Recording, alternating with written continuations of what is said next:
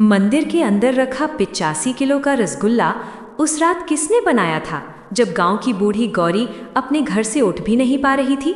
और सबसे अजीब बात, उस रसगुल्ले के पास रखा पत्ता गीला था, जैसे किसी ने अभी अभी चाशनी से हाथ पोंछकर उस पर लिखा हो, जितनी उम्र उतना वजन, वादा आज भी पूरा हुआ। वीडियो को पूरा देखने, लाइक करने और कमेंट में जय जगन्नाथ लिखने वाले की हर मनोकामना पूरा करना जगन्नाथ जी। पुरी से थोड़ा दूर एक छोटा सा गांव था, जहां लोग आज भी भगवान को अपने परिवार का सदस्य मानते थे। उसी गांव के बाहर पेड़ों के बीच एक पुराना जगन्नाथ मंदिर था। मंदिर बहुत बड़ा नहीं था, लेकिन उसकी एक कहानी बहुत बड़ी थी। गांव वाले कहते थे कि वहां भगवान कभी कभी इंसान बनकर आते हैं। कोई इस बात पर विश्वास करता था, कोई नहीं, लेकिन एक चीज ऐसी थी जिसे हर किसी ने अपनी आंखों से देखा था। हर साल एक दिन मंदिर में एक बहुत बड़ा रसगुल्ला रखा मिलता था। गांव में एक लड़की थी, गौरी, बहुत साधारण, बहुत गरीब, लेकिन बहुत जिद्दी। उसकी एक आदत पूरे गांव में मशहूर थी। वो कभी अपना जन्मदिन केक काटकर नहीं मनाती थी। जब बाकी बच्चे केक काटते, मोमबत्ती बुझाते, गौरी अपनी गाय का दूध निकालती और रसगुल्ला बनाती, और वो भी छोटा मोटा नहीं, जितनी उसकी उम्र होती उतने किलो का रसगुल्ला। लोग हंसते थे, पागल लड़की है, जन्मदिन पर खुद नहीं खाती, भगवान को खिलाती है। लेकिन गौरी हमेशा एक ही बात कहती, मैं केक नहीं काटती, मैं जगन्नाथ जी को खिलाती हूँ, वो मेरे साथ जन्मदिन मनाते हैं। जब गौरी 5 साल की थी, उसने 5 किलो का रसगुल्ला बनाया। जब 6 साल की हुई, 6 किलो, 7 साल, 7 किलो। इतनी छोटी लड़की इतना बड़ा रसगुल्ला कैसे बनाती थी, ये देखने गांव वाले भी आने लगे। वो सुबह उठती, अपनी गाय गंगा को सहलाती, उसे चारा देती, फिर उसका दूध निकालती, बड़े बर्तन में दूध उबालती, उसमें नींबू डालकर छेना बनाती, कपड़े में छानकर पेड़ पर लटका देती ताकि पानी निकल जाए। फिर दोनों हाथों से छेना गूंथती जब तक वो बिल्कुल मुलायम न हो जाए। फिर चीनी की चाशनी बनाती और छेने का बड़ा गोला बनाकर उसमें डाल देती। गांव की औरतें कहती, इतना बड़ा रसगुल्ला टूट जाएगा। गौरी कहती, नहीं टूटेगा, वो संभाल लेंगे। कौन संभालेगा? गौरी बस मंदिर की तरफ देखती और मुस्कुरा देती। एक बार गांव की एक बूढ़ी औरत ने गौरी से पूछा, तू हर साल अपनी उम्र के बराबर रसगुल्ला क्यों बनाती है? गौरी ने जो जवाब दिया, वही इस पूरी कहानी का असली कारण था।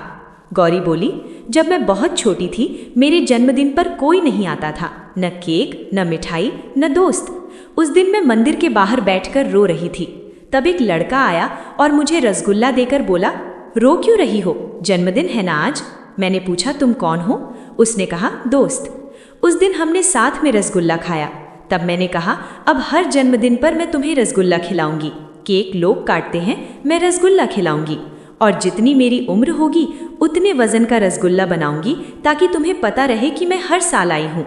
बूढ़ी औरत ने पूछा, वो लड़का फिर मिला? गौरी मुस्कुराई, हर साल मिलता है। साल गुजरते गए, गौरी बड़ी होती गई, रसगुल्ला भी बड़ा होता गया।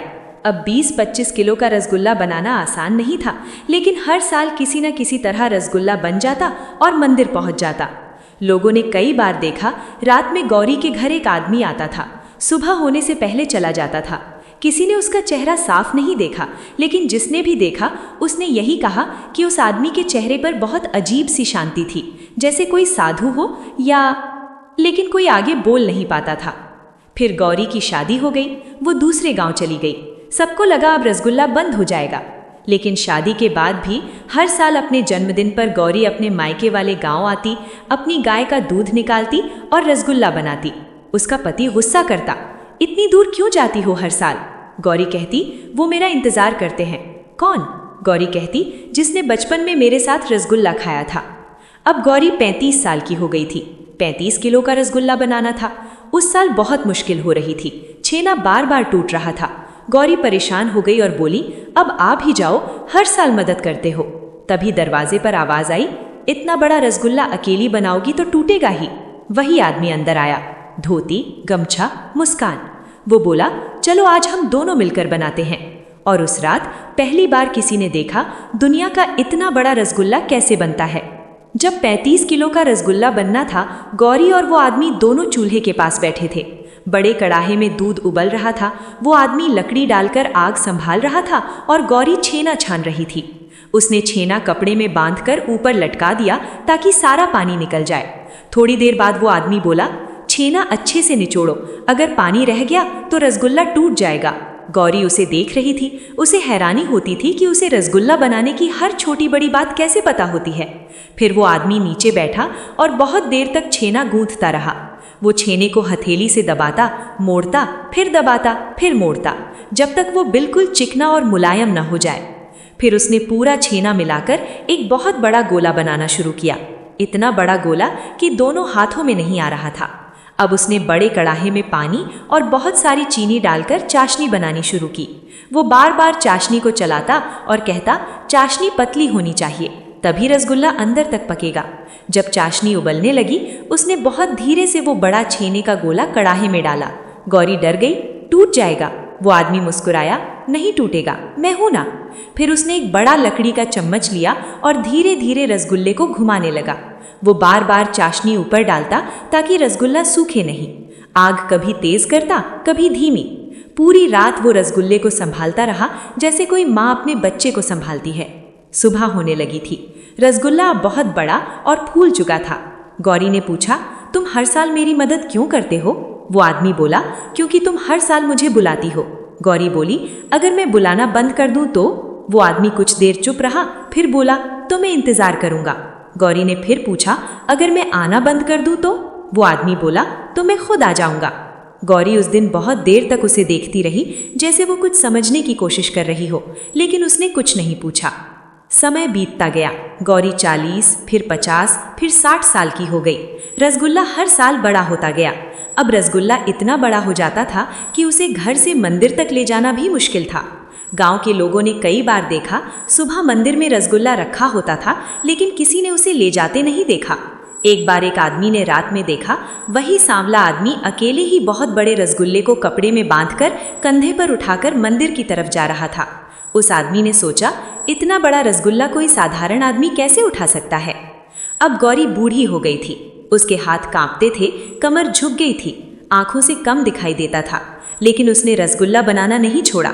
वो कहती, सांस जब तक चल रही है रसगुल्ला बनता रहेगा।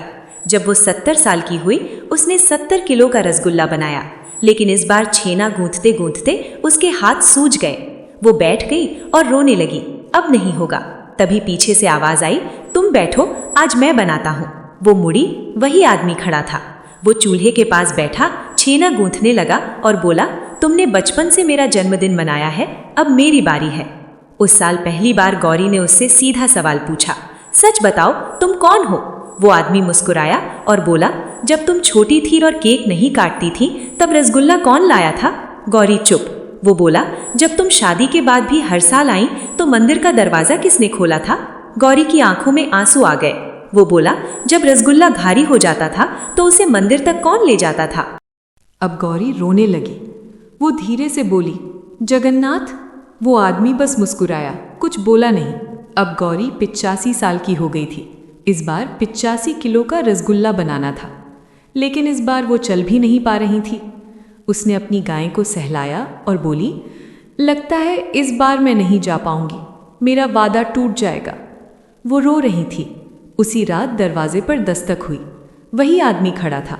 उसने अंदर आकर चूल्हा जलाया, बड़े बर्तन में दूध उबाला, छेना बनाया और अकेले ही छेना गूंथने लगा।